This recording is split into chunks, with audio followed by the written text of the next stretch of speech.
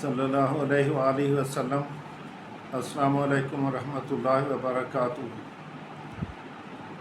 آج کی بات میری بیٹی ہے، بیٹی کے متعلق بات کر رہا ہوں، مختصر سی۔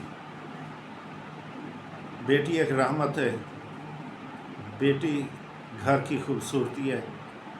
جس گھر میں بیٹی ہے وہ گھر بڑا خوبصورت اور سہانا لگتا ہے اور رونق ہے گھر میں۔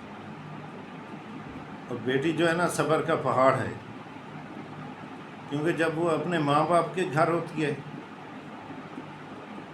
اپنے اور پرائیوں کی بھی اس وقت تنقید ہوتی ہے، وہ اس کو برداشت کرتی ہے۔